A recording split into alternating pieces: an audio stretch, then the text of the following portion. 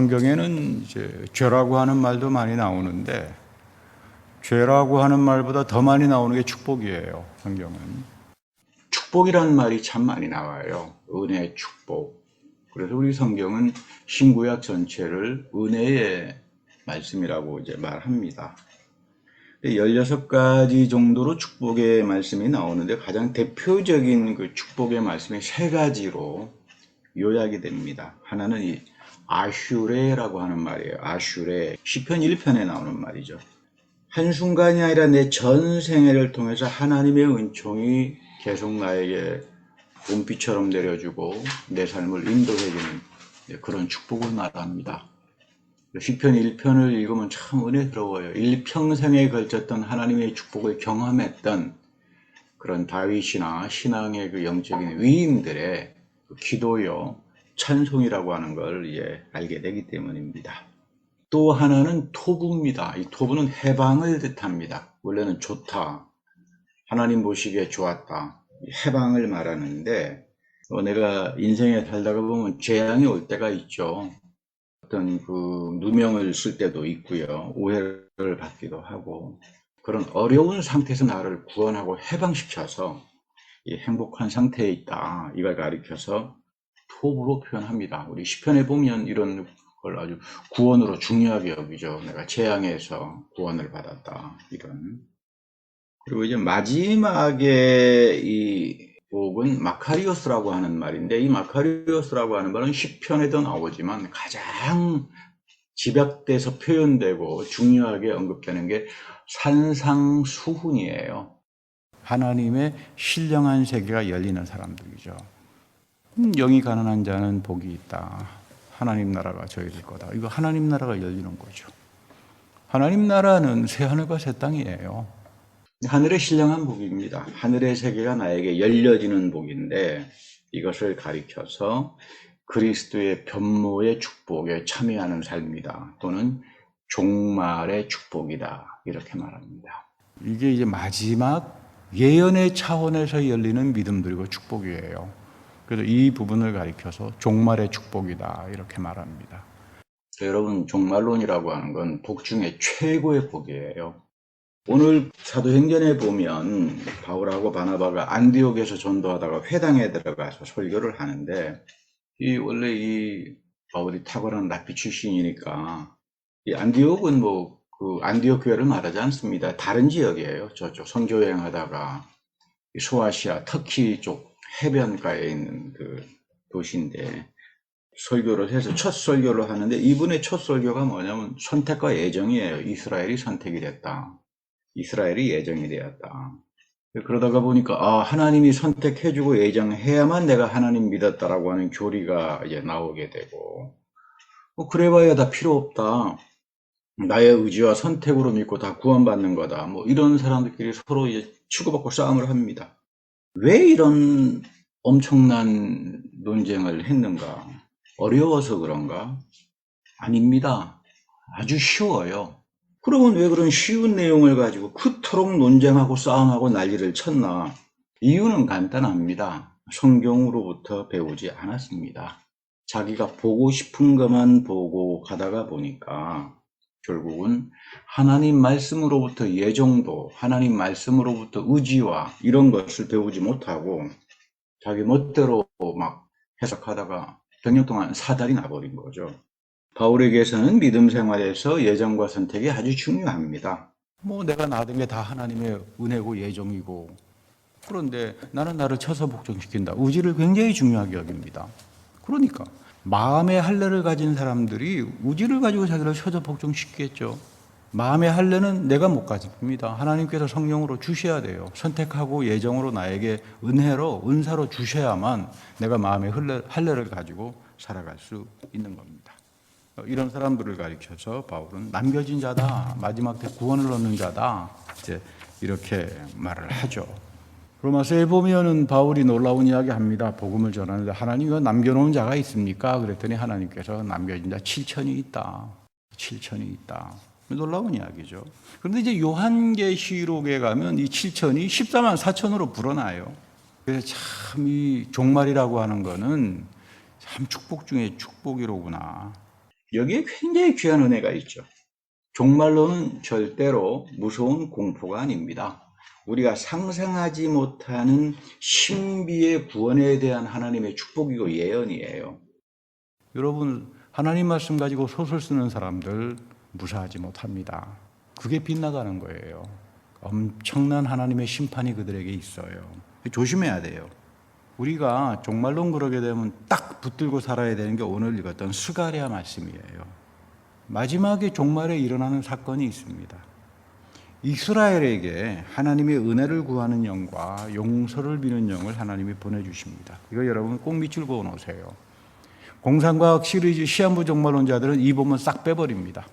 가장 중요한 본문이에요. 오순절날 성령 대각성 바람이 마지막 때 일어나는 거예요. 원래 여러분 예레미야에게 준 새 언약의 축복이 엄청난 거잖아요. 3대째 저주로부터 헤어나오는 그 축복을 이스라엘 백성들이 거절했어요. 그리스도가 그 축복을 가지고 왔는데 십자가에 못 박혀 죽었다 이 말이에요. 그것이 그래서 교회인 우리 이방인들에게 왔죠. 근데 마지막 때 이방인 교회들 다 문 닫습니다. 다 배교하고 끝나니까. 믿음 찾아보기 어려우니까, 하나님이 원하는 믿음을 찾아보기 어려우니까, 이게 다시 한번 이 마지막 때 성령 대각성 바람이 어디서 나타난다? 이스라엘에서 나타난다는 거예요. 그래서 이스라엘 백성들이 알고 보니까 우리 나무에 찔러 죽인 저 분이 여호와 하나님이었구나.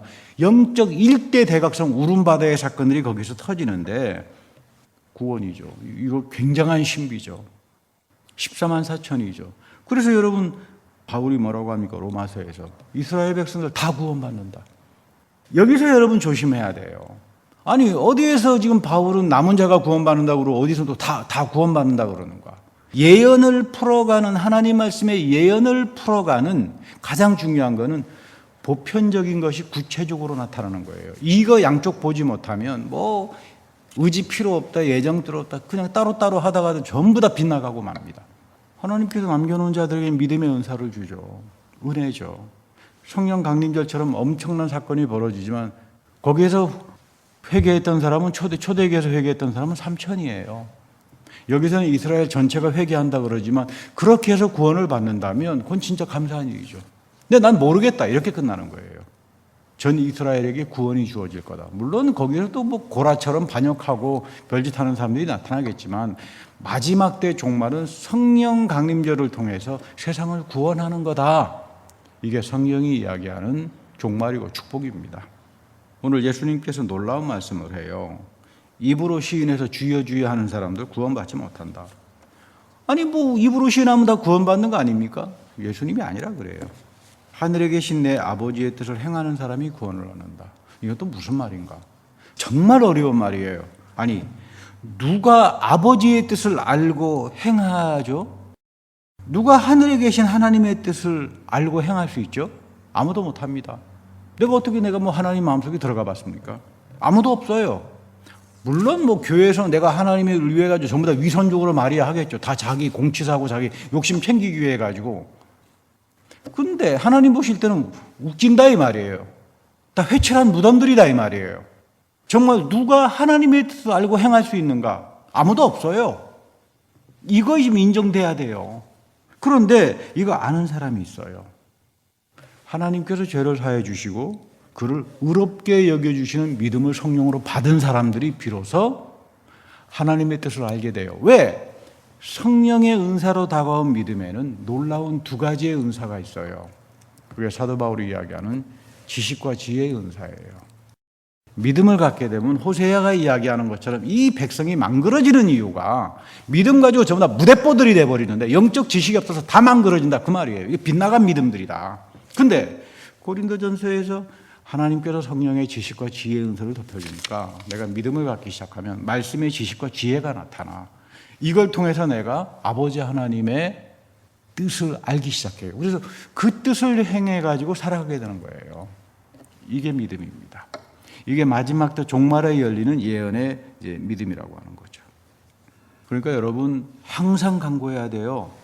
하나님이 마지막 때에 다 배교가 되고 믿음에서 다 빗나가고 잘못하면 전부 다 짝퉁 믿음들을 가지고 살게 되는데 나의 믿음 가운데에 지혜와 지식의 성령의 은사를 부어주셔서 말씀에 대한 깊은 영적인 지식을 갖게 해 주십시오.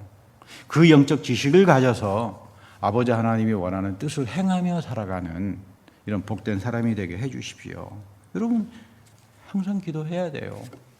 두 번째는 종말이 오기 전에 어떤 일이 벌어지나 하면 두 증인의 사역이 나타나요. 모세와 엘리야의 영으로 나타납니다. 왜 나타날까요? 모세의 율법 교회가 다 팔아먹어 버렸잖아요. 교회 없잖아요. 그럼 교회 안에 무슨 모세의 토라 속에 담겨진 하나님의 신령한 예언하고 엘리야 예언자를 대표하는 그 예언들이 새 언약에 그 엄청난 축복들이 다 닫혀져 있잖아요. 이거를 지금 다시 마지막 때 열어놓는다 이 말이에요. 배교자들을 다시 한번 살리기 위해 가지고 하나님의 성령을 부어주시면서 두 증인의 사역을 이뤄가는데 지금 제가 보기에 이제 두 증인의 사역들이 이제 시작되는 거예요.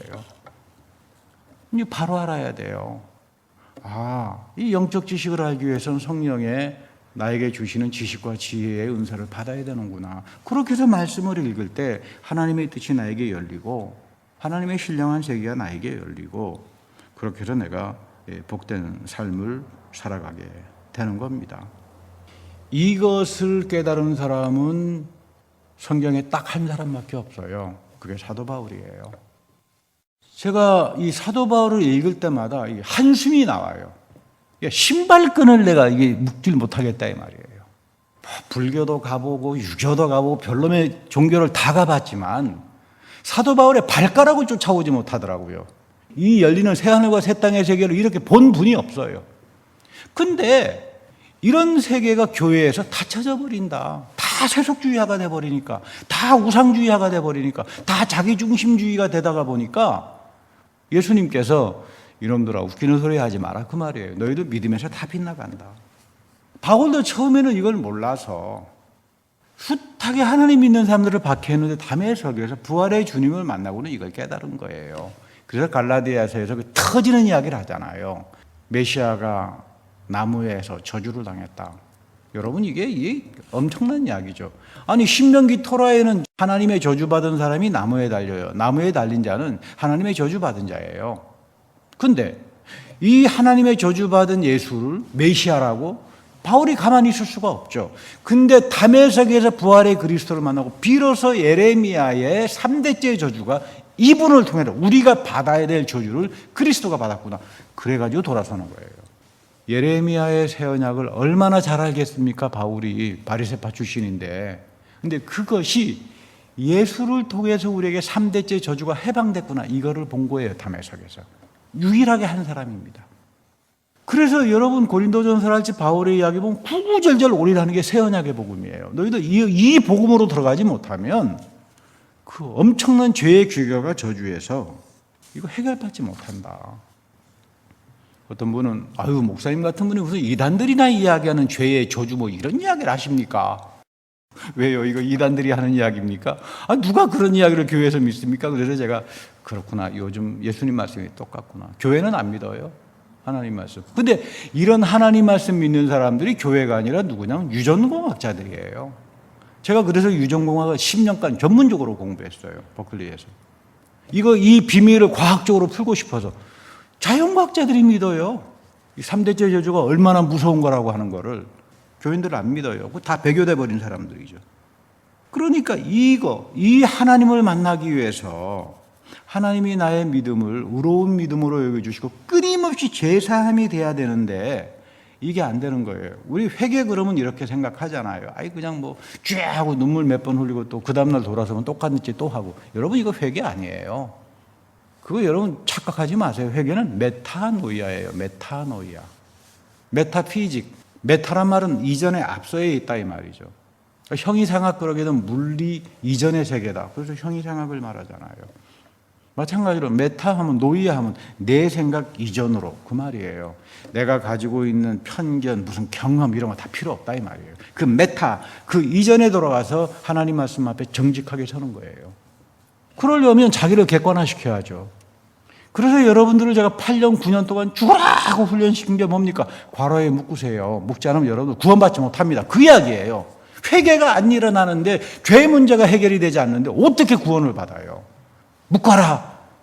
어떻게 묶습니까? 한 9년 듣다가 보니까 묶어지기도 합니다. 보시는 분도 있는데 여기 평생에 가는 문제. 나를 하나님 말씀 앞에서 객관화시키는 능력이에요. 이걸 갖지 못하면 두 번째, 예수님께서 그러잖아요. 하나님 나라가 가까이 왔다. 전환한다. 묶어서 하나님 말씀 앞에 내 모습을 거울처럼 비춰보는 거고, 두 번째 회개라고 하는 말은 이런 사람에게 하나님 나라 새하늘과 새 땅이 다가올 때 거기를 향해서 전환하는 거예요. 이 두 가지 개념이 여러분 회개입니다. 이 회개가 광야의 교회에서는 평생에 일어났던 거죠. 그래서 우리가 죽을 때까지 이 메타노이아의 축복을 가지고 사는 사람들이에요. 이거를 바울이 체험하는 겁니다. 여러분 상당히 중요한 거예요. 저는 종말론 두려운 게 아니라 전 종말론 생각할 때마다 축복으로 생각하고 참 하나님의 구원의 신비와 은혜가 참 넘치는구나. 저는 종말론이 두려운 게 아니라 제가 성경을 읽으면 읽을수록 가장 두렵고 무서운 일은 내가 과연 3대째 저주로부터 해방당했나? 그거예요. 여러분들 그 출애굽했지만 끊임없는 고기가마가 그리워가지고 이스라엘 백성들 그 메타노이아가 안 되는 사람들이잖아요. 구원 받으면 뭐하고 광야로 나오면 뭐예요? 애굽에서 살았던 그 구습에 전부 다 그 카오스에 붙들려가지고 결국은 그러다가 다 망그러지고 말잖아요. 왜 교회가 스데반도 그렇고 바울도 그렇고 광야의 교회라고 말을 합니까? 우리에게 똑같다 이 말이에요. 하나님은 똑같은 잣대를 가지고 너희들을 본다 그 말이에요. 내가 항상 새로운 메시지를 듣고 성령의 지식과 지혜의 메시지를 듣고 예배 속에서 성만찬을 통해서 끊임없이 내 죄의 저주로부터 해방시켜주는 그리스도의 축복을 얻고 이런 사람에게 하나님의 영광의 광채가 비춰지기 시작할 때 나는 비로소 새 언약의 복된 축복의 자녀로 갈 수 있다. 이 사람을 가리켜서 바울은 뭐라고 이야기 안 하면 너희들이 겉사람은 후패하지만 속사람이 살아있다 그 말이에요. 그러니까 이게 무슨 말이에요? 새하늘과 새 땅은 여러분 죽어서 부활하는 것이 아니라 여기서부터 예언의 삼층천의 신비한 세계를 본 사람들은 속사람에서 새하늘과 새 땅이 임재하면서 내 질그릇 속에 보배가 있구나. 하늘의 보배를 이 천복이죠. 이 천복을 여기서 누리는 사람들이에요. 뭐 이런 천복을 여러분들이 누린다면 무슨 뭐 공상과학 소설 같은 그런 말 같지 않은 종말론 가지고 뭐 거기에 겁을 먹어가지고 말이에요. 근데 뭐 요즘은 또 버전이 좀 다르다 그래요. 한국 버전은 예루살렘 3차 정전에 헌금하면 구원받습니다. 조금 여기 쪽 버전보다는 한국 버전이 조금 세련됐다 그러더라고요. 막 3차 정전 짓는 그 영화도 만들어 놓고 여러분 그거 다 빗나간 믿음들이에요. 사도 바울이 그렇게 말 안 하잖아요. 여러분들 마음속에 그 속사람의 여러분들의 영 속에 새하늘과 새 땅이 열리면서 새 언약, 새로운 피조물의 그 사건이 터져나오기 시작하는 사람들, 이 사람들이 저주로부터 해방당하고 종말의 축복을 얻는 사람들이에요.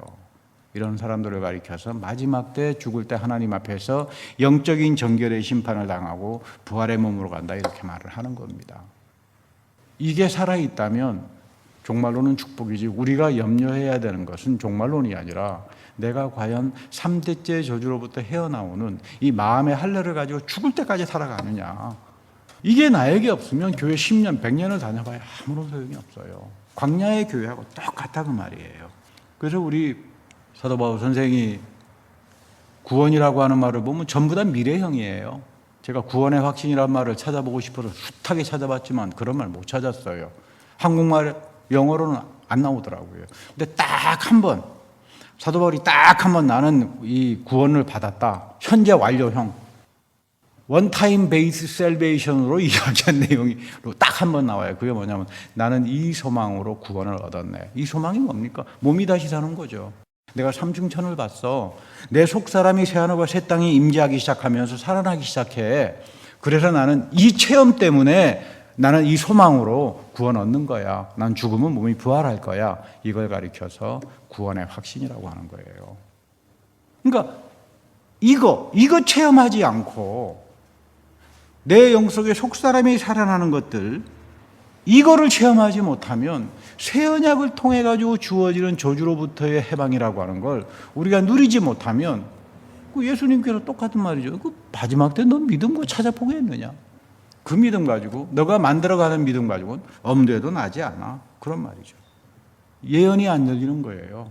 믿음도 여러분 굉장한 믿음의 차원들을 층에 가지고 있는데 이거 다 사라져 버리는 거죠. 이스라엘 백성들이 고깃가마가 그리워가지고 구습에다 먹혀버리듯이 그런 왜 그런 먹혀버리는 사람들이 되냐 이 말이에요. 사도 바울이 그러죠. 영적 전쟁을 하라. 공중의 권세를 잡은 자들을 향해서 영적 전쟁을 하라. 누가 영적 전쟁을 합니까? 뭐 알아야 영적 전쟁하지 않겠어요?